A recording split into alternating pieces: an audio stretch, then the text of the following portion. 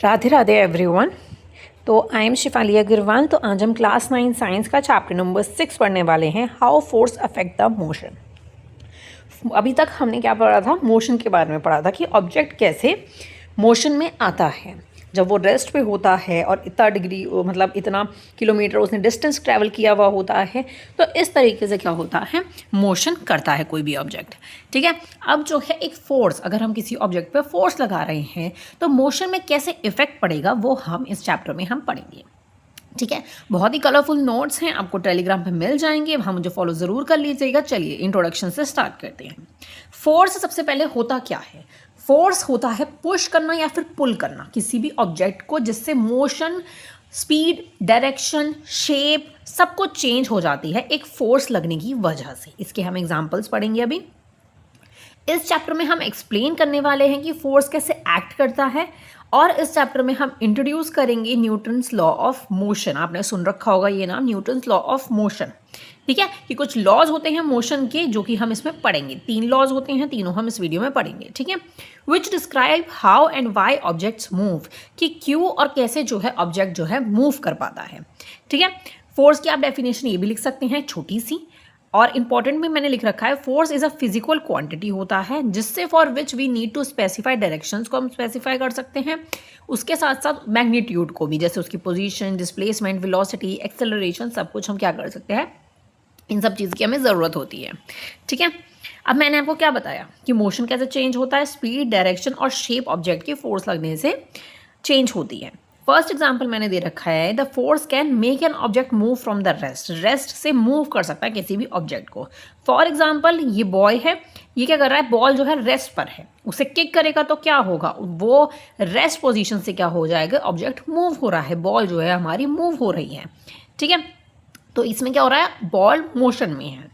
Change the speed of the moving object, अब हम इसको अगर पुश करते हैं, ठीक है, ज़्यादा ज़ोर से हम पुश कर रहे हैं या फिर हम कार में ब्रेक लगा रहे हैं, तो क्या हो रहा है, उसकी स्पीड जो है वो चेंज हो रही है।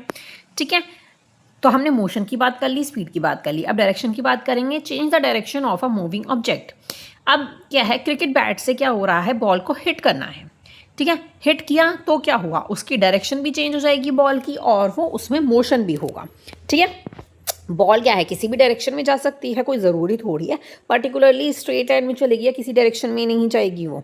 ठीक है, अब शेप की अगर हम बात करते हैं तो हम क्या करें, एक लेमन लेंगे, उसको अगर हम स्क्यूज़ करते हैं, उसको दबाते हैं तो उसमें से लेमन निकलेगा।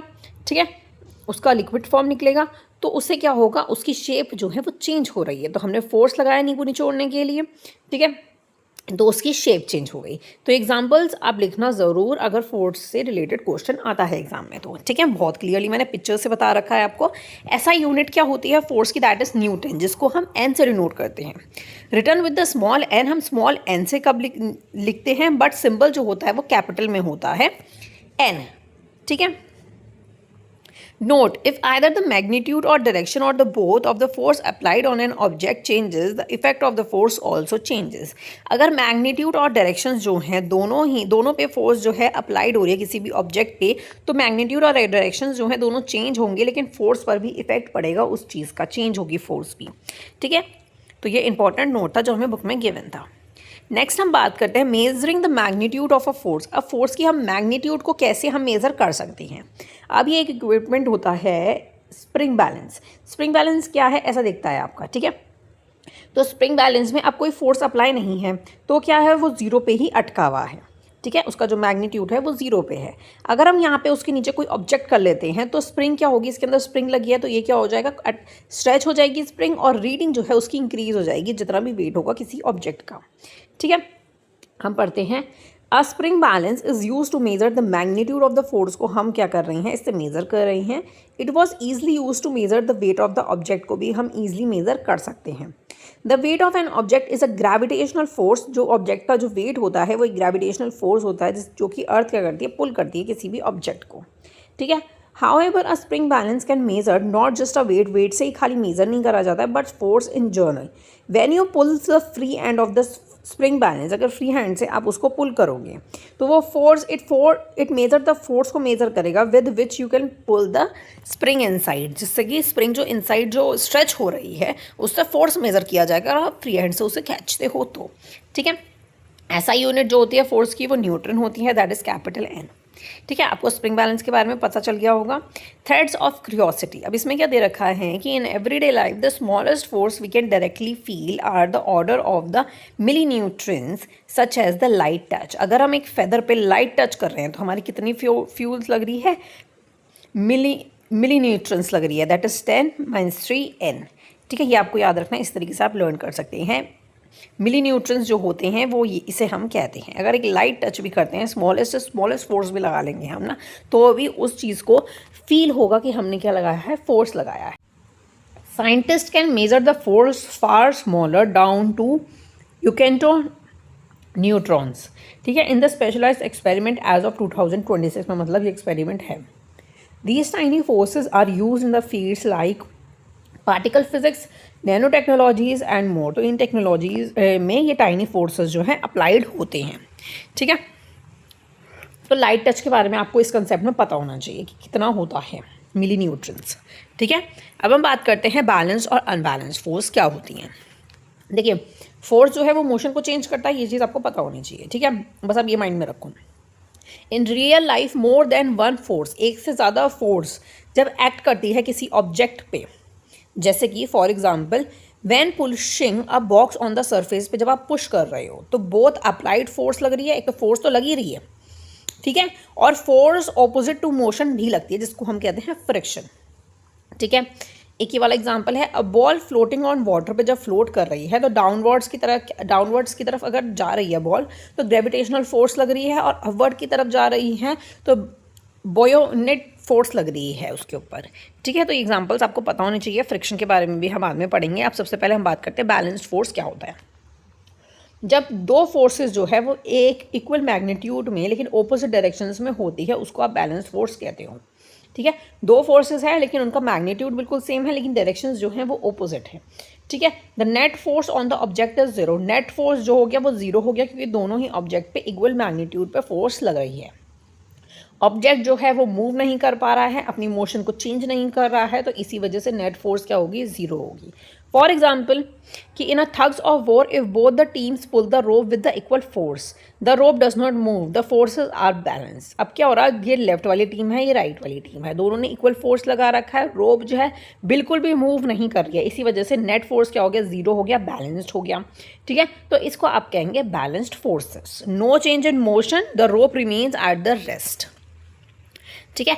अनबैलेंस में उल्टा हो गया, अब किसी ने ज़्यादा फोर्स लगा ली, सपोज लेफ्ट वाले ने ज़्यादा फोर्स लगाई या फिर राइट वाले ने ज़्यादा फोर्स लगाई, तो वो अनबैलेंस्ड फोर्स हो गया, ठीक है। When the force acting on object are not equal, equal नहीं होता है, the non zero net force acting on it, non zero हो जाता है, ठीक है, वो फोर्स जीरो नहीं है, ठीक है। The objects move in the direction of the largest four और एक्यूरेट्स, तो ऑब्जेक्ट जो है उस डायरेक्शन में मूव करेगा जहाँ पे ज़्यादा फोर्स लगी हुई होगी, ठीक है। नेट फोर्स जो है वो नॉट इक्वल जीरो हो गया है।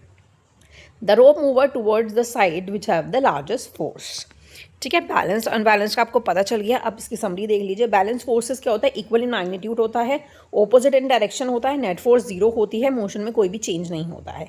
अनबैलेंस में नॉट इक्वल मैग्नीट्यूड होता है, नेट फोर्स भी नॉट इक्वल जीरो होता है, ऑब्जेक्ट जो है in the direction of the largest force की तरफ मूव करती है।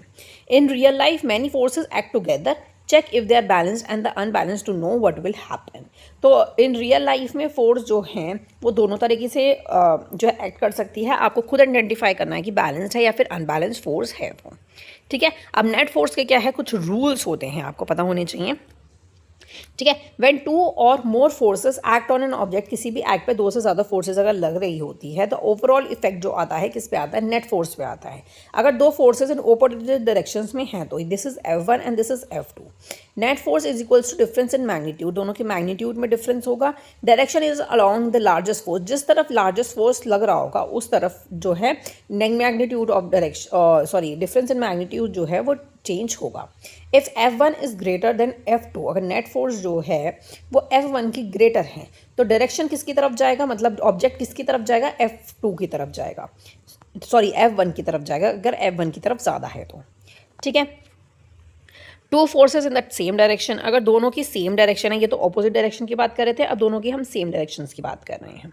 ठीक है, सम ऑफ मैग्नीट्यूड हम करेंगे, दोनों का हम क्या करते हैं, सम करते हैं। तो direction is same as the both the forces का सेम डायरेक्शन ही रहेगा क्योंकि दोनों का मैग्नीट्यूड जो है, डायरेक्शन जो है वो सेम है। ठीक है, अब हम फॉर एग्जाम्पल की बात करते हैं कि आपको दोनों रूल समझ आए हैं या नहीं आए हैं। ठीक है, ये बुक के एग्जाम्पल्स हैं। Two forces that is 10 newtons and 6 newtons are acting on a block. अब ये ब्लॉक हमें गिवन है, इस पर एक्ट कर रहे हैं। ठीक है, what is the magnitude and the direction of the net force acting on the block in the each cases. अब आपको सारी ही केसेस में अब आपको बताना है कैसे कैसे है। Both act towards the right, अब राइट की तरफ दोनों के डायरेक्शंस हैं। ठीक है, दोनों का डायरेक्शन किसकी तरफ है तो हम क्या करेंगे, दोनों का सम करेंगे, इसी वजह से मैग्नीट्यूड जो है राइट की तरफ जा रहा है, डायरेक्शन उसका राइट की तरफ होगा और नेट फोर्स कितनी हो गई, 16N हो गई। ठीक है, अब हम बात करते हैं 10N जो है वो राइट में है एंड 6N जो है वो लेफ्ट की तरफ जा रहा है, मतलब दोनों जो है ऑपोजिट डायरेक्शंस में जा रहे हैं, तो हम माइनस कर देंगे। डायरेक्शन जो होगी टूवर्ड्स राइट ही होगी बिकॉज टू राइट जो है राइट साइड ज़्यादा फोर्स है। ठीक है, अगर हम बात करते हैं 6N जो जा रहा है वो राइट की तरफ जा रहा है और 10N जो है जा रहा है वो लेफ्ट की तरफ जा रहा है, तो इसमें भी हम दोनों को तरफ मूव करेंगे लेकिन उसका डायरेक्शन किस तरफ होगा, लेफ्ट की तरफ होगा क्योंकि डायरेक्शंस जो हैं वो लेफ्ट 10N ज़्यादा हैं 6N से, तो इसी वजह से डायरेक्शन इसका किसकी तरफ होगा, लेफ्ट की तरफ होगा। ठीक है, आई होप आपको एग्जाम्पल क्लियर हो गया होगा। आप नोट्स ले लीजिएगा और तब एग्जाम्पल को सॉल्व करिएगा अपने समझ से थोड़ा सा। ठीक है, ये वीडियो को बहुत अच्छे से देख लीजिएगा, आपको क्लियर हो जाएगा। अब हमें बुक में गिवन है ready to go beyond. Sometimes force do not act in the same line, parallel or opposite, but at the angles to each other. In such cases, finding the net profit is more complex and is studied in the higher cases. अब इसमें क्या बोल रखा है, सब force जो है वो सेम लाइन में कभी भी एक्ट नहीं करती, या तो वो पैरेलल होती है या फिर ऑपोजिट होती है, उनके जो एंगल्स होते हैं वो भी डिफरेंट होते हैं ईच अदर से। ठीक है, इन केसेस में नेट फोर्स फाइंड करना बहुत ज़्यादा डिफिकल्ट हो जाता है हायर क्लासेस में। अभी तो आपकी स्टार्टिंग है तो इतना डिफिकल्ट नहीं आएगा स्टार्टिंग में, लेकिन बाद में जो है टॉपिक्स और ज़्यादा इन्हेंस होते जाते हैं, बढ़ते जाते हैं, तो इस वजह से कॉम्प्लेक्स हो जाते हैं वो बहुत ज़्यादा। Also when the equal and opposite force act on the different end of the object, अगर इक्वल और ऑपोजिट फोर्स जो हैं वो एक्ट करती है different end of the objects पे, तो वो क्या करते हैं, that make it rotate instead of move straight. Move straight करने की जगह वो क्या करने लग जाते हैं, रोटेट करने लग जाते हैं। अब टैब में क्या हो रहा है कि टैब का नल जो है जब फोर्स लगता है तो वो रोटेट करने लग जाता है। ठीक है, for example turning a tap और हैंडल बार कॉजेज रोटेशन। तो हैंडल बार भी क्या होता है, जब ज़्यादा मतलब उस तरीके से इक्वल और ऑपोजिट फोर्स लगता है तो वो क्या करने लग जाता है, रोटेट करने लग जाता है साइकिल का हैंडल। ठीक है, अब इसमें मैंने एक मल्टी चॉइस क्वेश्चन आपको दे रखा है, आपको बताना है, इसमें आंसर मत देखिएगा। What happens when two forces are equal and opposite, जब दो फोर्सेस इक्वल और ऑपोजिट्स होती हैं तो क्या होता है, the object move in the different of one force, direction of the one force एक फोर्स की तरफ नहीं जाएगा क्योंकि फोर्स दोनों का इक्वल एंड ऑपोजिट है। The object move in the direction of the other force के डायरेक्शन में जाएगा, no. The object does not move, net force is 0। C वाला आपका करेक्ट हो गया क्योंकि दोनों पे ही क्या लग रही है, इक्वल फोर्सेस लग रही है। सपोज F1 और F2 दोनों पे इक्वल फोर्स लग रही है, इक्वल फोर्स की वजह से वो ऑब्जेक्ट मूव ही नहीं करेगा। ठीक है, तो आपका सी करेक्ट हो जाता है। नेक्स्ट आपको दे रखा है 6.3 द फोर्स ऑफ फ्रिक्शन। अब फ्रिक्शन के बारे में हम पढ़ेंगे। फ्रिक्शन क्या होता है, often overlooked but also always present. Friction हमेशा प्रेजेंट होती है। Friction is always there even when we do not see it, जब हम देख नहीं रहे होते लेकिन फ्रिक्शन हमेशा प्रेजेंट होती है। ठीक है, when a force is applied on an object on the surface, सब फोर्स अप्लाई हो रही होती है, जैसे बॉय कर रहा है, the force of the friction act between the bottom of the object and the surface in the direction opposite to the motion. जब फ्रिक्शन जो है एक्ट कैसे करता है, बॉटम में ऑब्जेक्ट के और सरफेस के, तो जो भी मोशन का डायरेक्शन होगा उसके ऑपोजिट हमेशा फ्रिक्शन होगा, उसके ऑपोजिट टू द मोशन के क्या होगा, फ्रिक्शन होगा। ये आपको याद रखना है हमेशा। The objects moves only when the applied forces is larger. Object जो है मूव करना कब स्टार्ट करेगा, जब लार्जर फोर्स हम अप्लाई करेंगे। फोर्स ऑफ फ्रिक्शन से अप्लाई ज़्यादा होगा force, creating a net force in the direction of the motion के अकॉर्डिंग ही नेट फोर्स जो है वो चेंज होगा। की फैक्ट्स अबाउट फ्रिक्शंस के बारे में हम की फैक्ट पढ़ेंगे। Frictions depend on the nature of the surface in contact. Surface पे अगर स्मूथ सरफेस है तो लेस फ्रिक्शन लगेगा, ऑब्जेक्ट जल्दी मूव हो जाएगा। Smoother surface has less friction, rough surface has a more friction.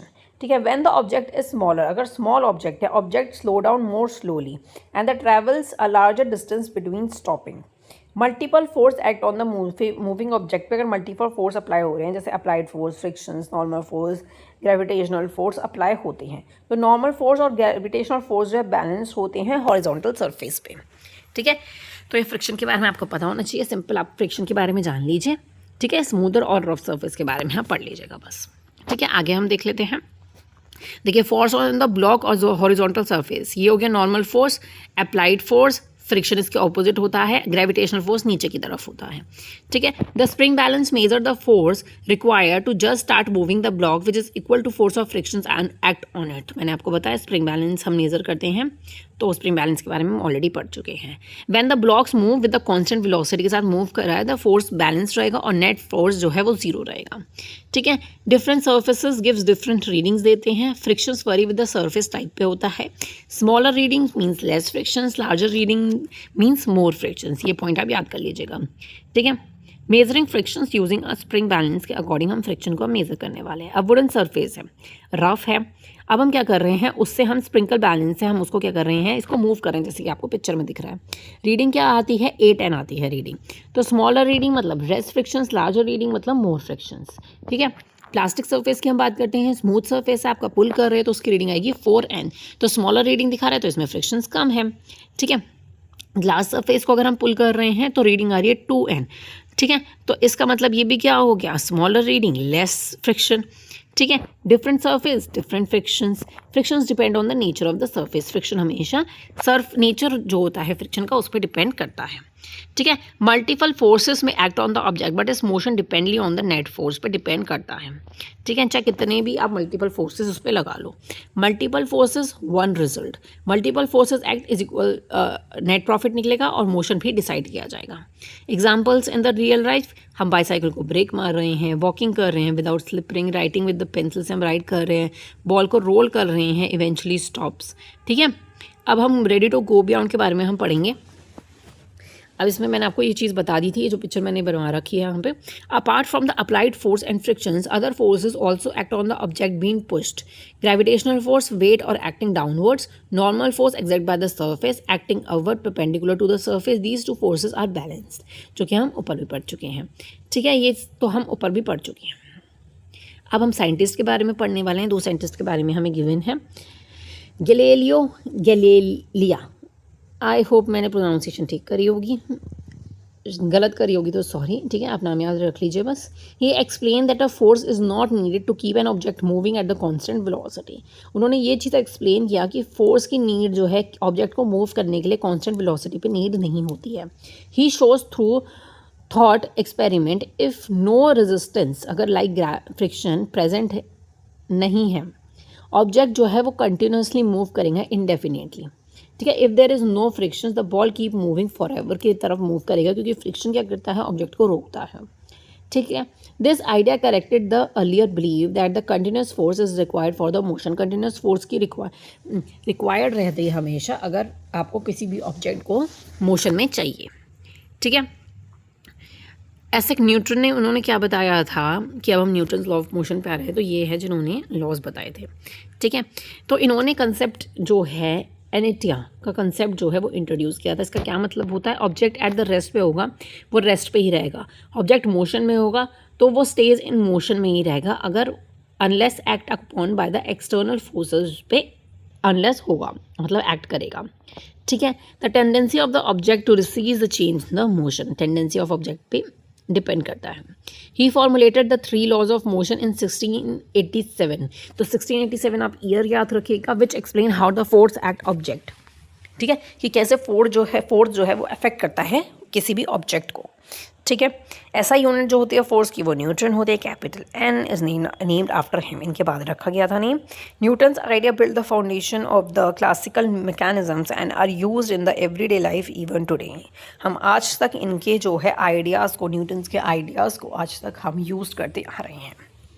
ठीक है, एक एप्पल भी मैंने यहाँ पे दे रखा है, आपको एप्पल थ्योरी भी याद आ गई होगी अगर आपने पहले पढ़ रखा होगा तो। 3 तरह के लॉज हैं, 3 laws of motion, laws of inertia, law of acceleration and law of action and reaction. हम आगे पढ़ेंगे डिटेल में। अब हम बात करते हैं Newton's first law of motion.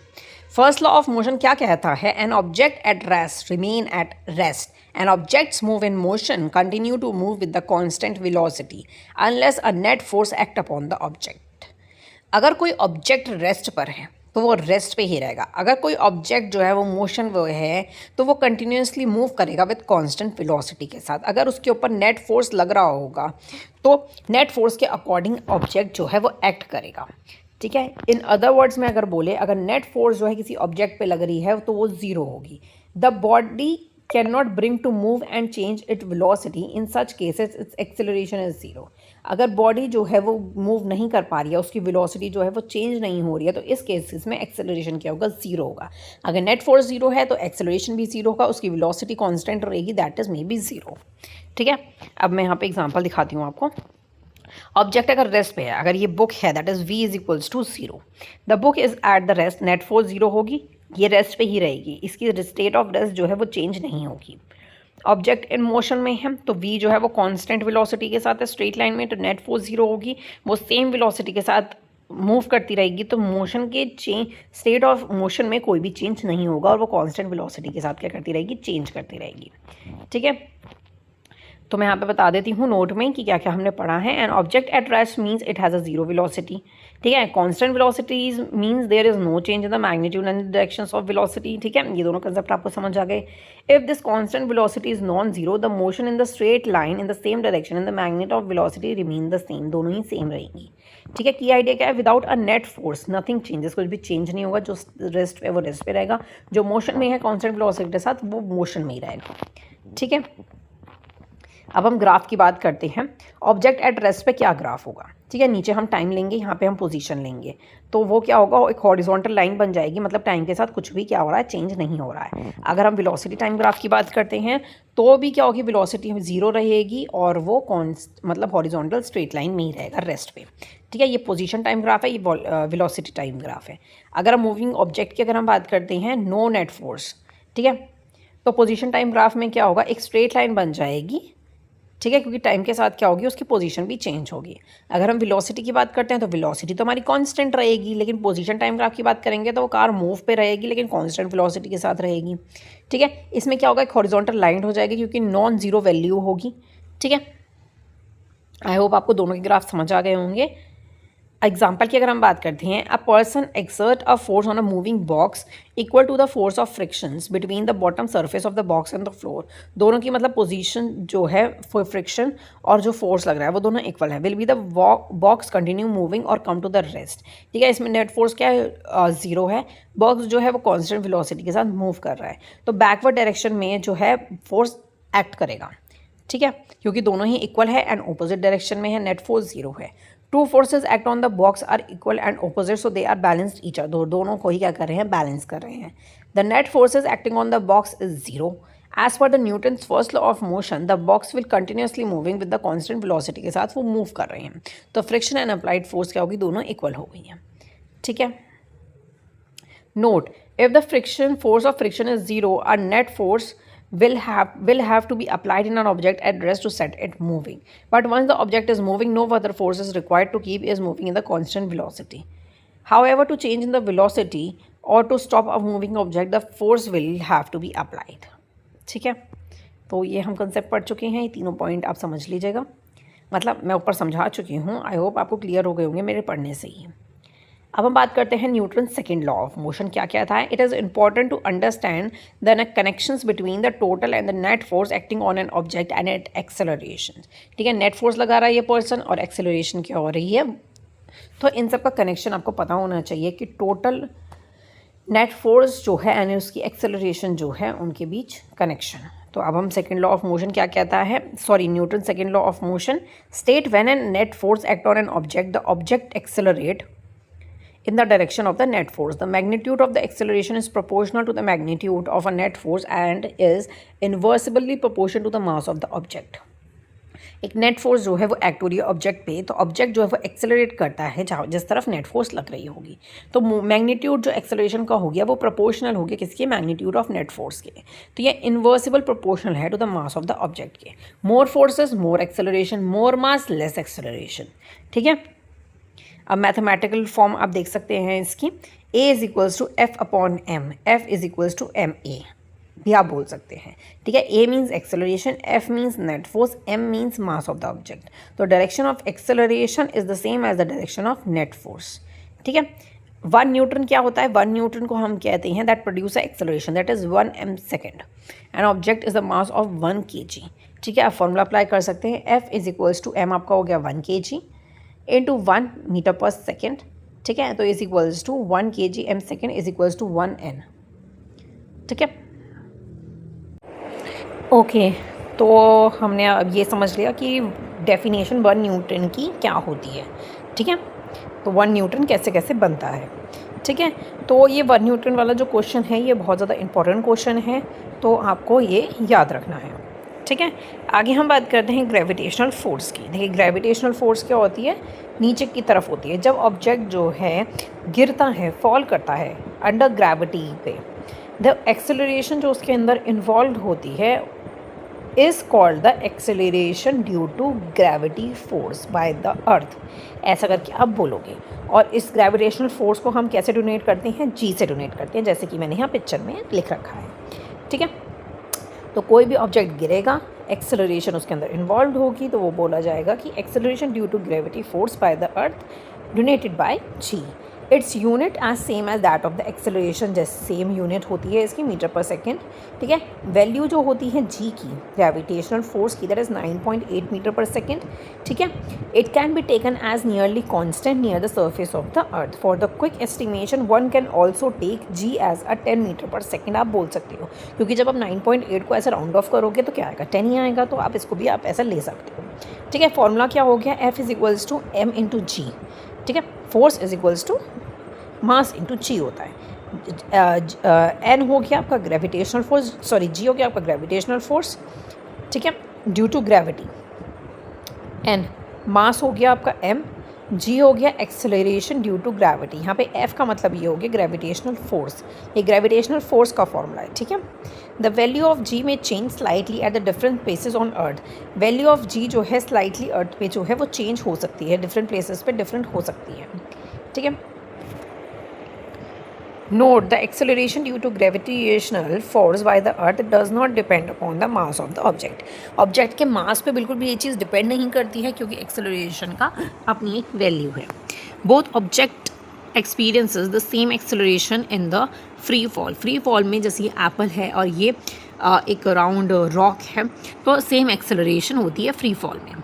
ठीक है, एग्जाम्पल हम पढ़ लेते हैं। A weightlifter is holding a barbell with the mass of 10 kg fixed on either side of bar. तो ये इसके जो इसे कहते हैं हम वेट लिफ्टिंग के टाइम पे बार बेल होती है। ठीक है, दोनों ही लेफ्ट साइड पे भी 10 kg है और राइट साइड पे भी 10 kg है। ठीक है, the mass of the bar itself is 10 kg। तो बार जो है मास ऑफ द बार कितना हो गया, 10 kg। How much force is she apply to keep the bar bell study. ऊपर उठाने के लिए उसे कितने फोर्स की ज़रूरत होगी। ठीक है, देखिए फ्री बॉडी डायग्राम अगर हम बनाते हैं तो फोर्स बाय वेट लिफ्टर ऊपर को लगेगा और ग्रेविटेशनल फोर्स कहाँ को लगेगी, नीचे को लगेगी। तो मास of the left side 10 kg, mass of the bar is 10 kg, mass of the right side is तो बारबेल जो हो गया वो स्टडी हो गया इन इक्विलिब्रियम। तो इसका आंसर कैसे आप निकाल सकते हो, पहले टोटल मास निकालो, तो 10 10 10 तीनों का करेंगे दैट इज 30।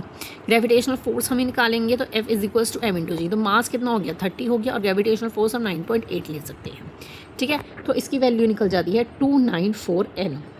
ठीक है, to keep the barbell study the weight lifter apply 9294 newtons in the upward direction में उसने इतना फोर्स अप्लाई किया है। ठीक है, जो कि आपको इसमें बताना है। नेट फोर्स जो होगा वो 0 होगा क्योंकि दोनों साइड इक्वल हैं। ठीक है, therefore the upward force apply the weight lifter equal to the downward gravitational force से क्या है, इक्वल है।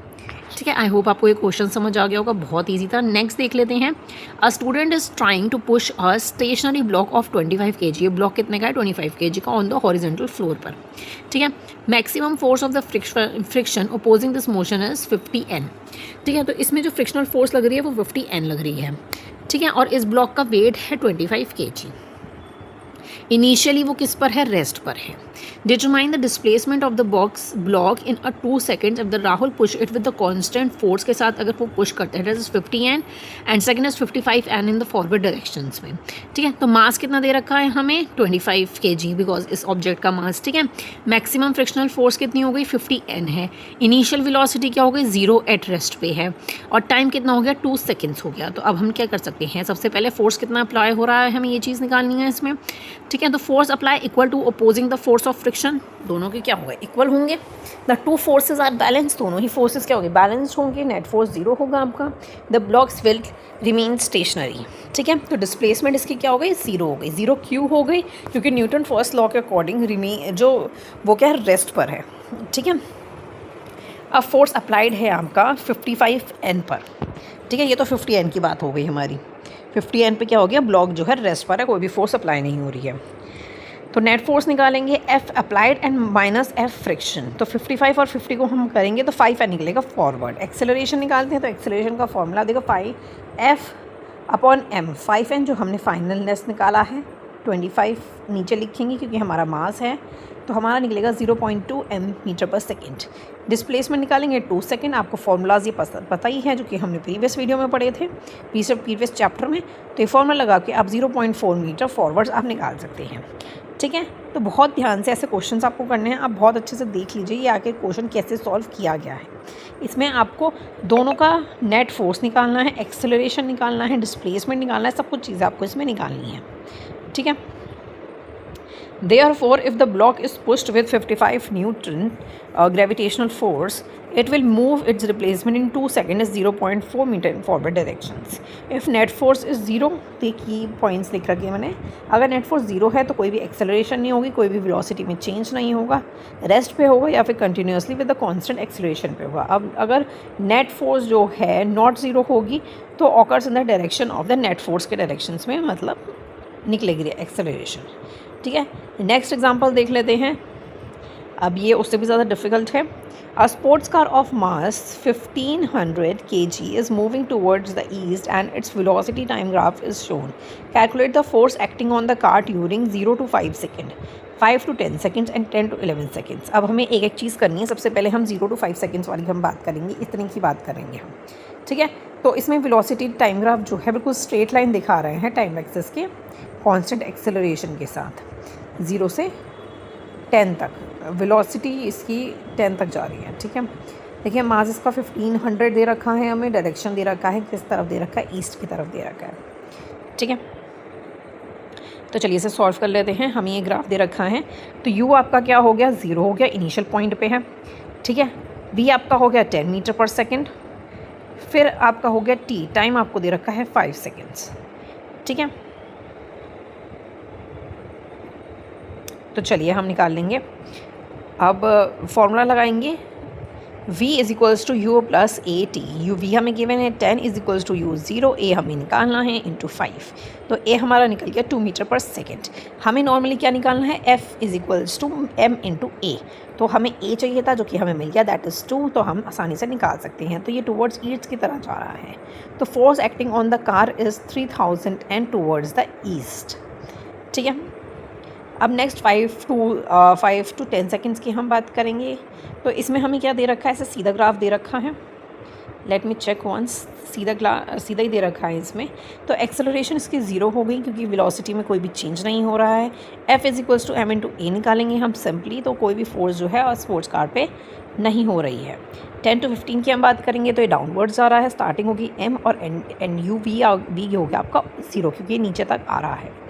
ठीक है, टाइम आपका 5 सेकेंड्स आपको गिवन ही है बीच में, तो हम फार्मूला पुट करेंगे एंड निकाल लेंगे। ये माइनस में आ रहा है, माइनस में क्यों आ रहा है, क्योंकि फोर्स जो है वो ऑपोजिट डायरेक्शन में जा रही है, टूवर्ड्स वेस्ट की तरफ, नीचे की तरफ। ठीक है, समरी आप देख सकते हैं, 0 to 5 second towards east, 5 to 10 second 0 and no force apply, और ये जा रही है ईस्ट की तरफ। ठीक है, आई होप आपको ये चीज़ क्लियर हो गई होगी। नेक्स्ट हमारा लास्ट कंसेप्ट बच रहा है, Newton third law of motion.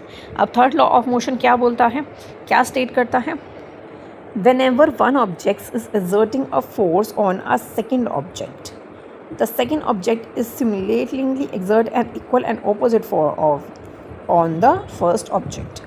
अब इसमें ये क्या बोल रखा है, जब दो ऑब्जेक्ट हैं, एक ऑब्जेक्ट जो है अगर सेकेंड ऑब्जेक्ट की तरफ फोर्स अप्लाई कर रहा है तो सेकेंड ऑब्जेक्ट जो है इक्वल एंड ऑपोजिट फोर्स के साथ फर्स्ट वाले पे वार करेगा, एक्सर्ट करेगा। ठीक है, तो यहाँ पे ऊपर मैंने क्या लिख रखा है, force always arise due to the interaction between two object. दो ऑब्जेक्ट के बीच जब इंटरेक्शन होगा तो तभी फोर्स जो है अप्लाई होगी। Then one object exert a force on another, जब एक बंदा, एक बॉय जो है दूसरे पे फोर्स अप्लाई करेगा तो वो भी फोर्स बैक करेगा। ये आइडिया एक्सप्लेन किया गया है थर्ड लॉ ऑफ मोशन में, Newton third law of motion में। ठीक है, Newton third law of motion apply all type of force, जितने भी टाइप ऑफ फोर्स होते हैं सब इसके अंदर अप्लाई किए जाते हैं। Constant force such as non constant force, magnetic, electrostatic, gravitational force, हर तरीके के फोर्स को अप्लाई किया जाता है। The magnitudes of the actions and reaction forces are always equal, magnitude of the actions and reactions हमेशा इक्वल होते हैं। डायरेक्शन जो है वो ऑलवेज ऑपोजिट होती है, क्योंकि इसमें दो बंदों की बात करी गई है, दो ऑब्जेक्ट की बात करी गई है। They act as a different object की तरह वो एक्ट करते हैं and they do not balance each other, दोनों में बैलेंस बिल्कुल भी नहीं होता है इसके अंदर। ठीक है, एग्जाम्पल से समझेंगे हम। When a book is kept on the table, जब हम बुक ने टेबल पे रख रखा है, ठीक है, book exert a force, weight डाला उसने टेबल पे डाउनवर्ड्स की तरफ, तो टेबल ने equal and opposite normal force लगाया बुक पे अपवर्ड्स की तरफ। ठीक है, तो इससे क्या पता चलता है कि force always occur in pairs में होता है, बट हमें ये चीज़ याद करनी चाहिए, two forces act two different objects पे करती है, एक्शंस एंड रिएक्शंस। ठीक है, और एग्जाम्पल रियल लाइफ एप्लीकेशन जो है न्यूटन थर्ड लॉ की वो देख लेते हैं हम। किकिंग अ बॉल, फुट ने प्रेशर मारा बॉल पे, ठीक है, the ball push the foot back, और बॉल ने क्या करा, दोबारा से पैर को पीछे की तरफ धकेला, उसने भी पूरा फोर्स लगाया। ठीक है, आपका भी ट्राई करना। Walking and running, foot push the ground backwards की तरफ पुश करता है, ग्राउंड जो है उसे फॉरवर्ड की तरफ पुश करता है। ठीक है, cycling, feet push the ground backwards की तरफ and the ground push the cycle forward की तरफ। ठीक है, ऑपोजिट हो रहा है। Rolling, paddle pushes water backwards and the water pushing the boat forward की तरफ पुश करता है। Rocket launch, gas is push downward, down की तरफ गैस पुश होता है जिससे रॉकेट जो है ऊपर जा सके। ठीक है, यहाँ पे एक चंद्रयान का कंसेप्ट भी दे रखा है कि during the Chandrayaan 3 the rocket engine fired gas opposite to the direction of motion creating a backward force, this reduce the speed of the Vikram lander and help it to achieve the safe soft landing on the moon पे land हो सकें। ठीक है, balloon की अगर हम बात करते हैं तो एयर रश आउट बैकवर्ड्स की तरफ जाता है, तो जिससे बैलून जो है फॉरवर्ड की तरफ जा सके। ट्री क्लाइंबिंग की बात करते हैं, लेग जो है वो ट्री को डाउनवर्ड्स की तरफ पुश करता है, फ्रिक्शन जो है पर्सन को ऊपर की तरफ पुश करता है। ठीक है, तो ये बुक में हमें एग्जाम्पल्स गिवन थे। नोट इसमें दे रखा है कि the pair of equal and opposite force as per the Newton thirds law act as a two different object. ठीक है, and they do not balance each other. On the other hand, if it two equals and the opposite forces act on the same object, they balance each other. ठीक है, ये चीज़ याद रखनी है कि do different चीज़ेस और same different object. Example number 1 की हम बात करते हैं। The earth and the fruit apply equal and opposite gravitational force on each other. Earth और फ्रूट जो है वो equal and opposite gravitational force जो है करते हैं। Then why does the fruit move towards the earth while the earth डर्नर seems to move towards the fruit. Earth जो है वो फ्रूट की तरफ मूव नहीं करता, लेकिन फ्रूट जो है वो मूव करता है टुवर्ड्स द अर्थ की तरफ। ऐसा क्यों होता है आपको ये बताना है। देखिए, action is equals to minus reaction pairs, the force of the earth on the fruit and the force of the fruit on the earth. तो इसका मास और पता होना चाहिए, मास ऑफ द अर्थ कितना है 6 × 10⁻⁴ kgs, and the mass of the fruit जो हो गया वो बहुत ज़्यादा स्मॉल हो गया। तो स्मॉल की वजह से जो है अर्थ फ्रूट के ऊपर नहीं गिरती है। Through the force acting on both the earth and the fruit are equal in magnitude, लेकिन मास ऑफ द अर्थ बहुत ज़्यादा है, तो एक्सेलरेशन ऑफ अर्थ जो हो गया वो बहुत ज़्यादा स्मॉल हो गया। इसी वजह से अर्थ जो है वो एप्पल के ऊपर नहीं गिरती है। ठीक है, एग्जाम्पल नंबर 2 की हम बात करते हैं। When a 0.1 kg bullet is fired from a 5 kg gun with the force of 2 newtons, the gun recoils. What are the magnitudes of the initial acceleration of the bullet and the gun. देखिए, mass कितना हो गया 5 kg, मास bullet का मास कितना हो गया 0.1 kg। अब action minus reaction pairs होते हैं, तो राइफल की जो गन होगी वो होगी 2n, और फोर्स जो हो गया बुलेट का वो भी कितना हो गया 2n। ठीक है, from the third law of motion the gun is always 2n, उसका ग्रेविटेशनल फोर्स क्या है 2n है, तो एक्सेलरेशन निकालेंगे, हमने निकाल दिया। एक्सेलरेशन ऑफ बुलेट का निकालेंगे, हमने निकाल दिया। तो हमारा डिस्कशन क्या हुआ, आंसर क्या हुआ, even though the pair of forces are equal in magnitude, magnitude में इक्वल है, तो magnitude of acceleration is not same because their masses are different, दोनों के मासेस डिफरेंट हैं। ठीक है, तो ये थर्ड लॉ ऑफ मोशन था हमारा। लास्ट कंसेप्ट है हमारा force acting on the system of the object. System of the object पे कैसे जो है फोर्स एक्ट करता है। जब दो ऑब्जेक्ट कनेक्ट होते हैं तो वो एज अ सिंगल सिस्टम जो हैं ट्रीट करते हैं, जिससे प्रॉब्लम जो है सॉल्व हो सके। ठीक है, अब हमें ये चीज़ कंसिडर करनी है कि दो बॉक्सेस हैं जिनके मास जो है m1 एंड m2 है ऑन द फ्रिक्शनलेस है, हॉरिजॉन्टल सरफेस है, स्ट्रिंग को कनेक्ट करता है। स्ट्रिंग यहाँ पे गिवन है ना, बीच में ही कनेक्ट कर रहा है। Force F pull box 1 to the right की तरफ पुल कर रहा है and the box 2 through the string की तरफ पुल कर रहा है। By the Newton third law of motion, equal and opposite tension act between the boxes on box 1 to the left and box two the right. ठीक है, तो आप box 1 देख सकते हैं एंड बॉक्स 2 देख सकते हैं, ये राइट की तरफ जा रहा है और ये लेफ़्ट की तरफ जाएगा। तो इसमें जो है सिस्टम अप्रोच क्या हो गई कि बॉक्स जो है स्ट्रिंग जो है वो सिंगल सिस्टम की तरह काम कर रही हैं।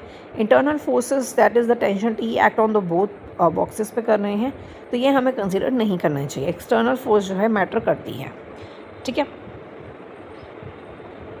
अब आप ये देख सकते हैं रेडी टू गो हमें इसमें गिवन है, in addition to F the external forces will be the gravitational forces acting on the system downwards की तरफ करते हैं, which is balanced by the normal force, वो बैलेंस्ड होते हैं। ठीक है, ग्रेविटेशनल फोर्स का भी तो कुछ रोल होगा नहीं होगा इसके अंदर, है ना, ग्रेविटेशनल फोर्स भी लग रहा है। मल्टी चॉइस क्वेश्चन हमें इसके अंदर गिवन है कि what pull box 2 when a force pull box 1, आपको इसके अंदर बताना है। QR कोड आपने गिवन है, आप स्कैन कर सकते हैं और आंसर इसका ढूंढ सकते हैं। मुझे जो है कमेंट सेक्शन में बताइएगा इसका आंसर। ठीक है, तो ये यहाँ पे हमारा मतलब वीडियो ख़त्म होती है। पूरे चैप्टर की एक्सप्लेनेशन मैंने आपको समझा दी है, नोट्स में आपको दे दूँगी, उसकी टेंशन की बिल्कुल भी नीड नहीं है आपको। तो thank you so much for watching. Friends के साथ शेयर ज़रूर कर दीजिएगा इस वीडियो को। Sharing is caring. So Radhe Radhe, thank you so much.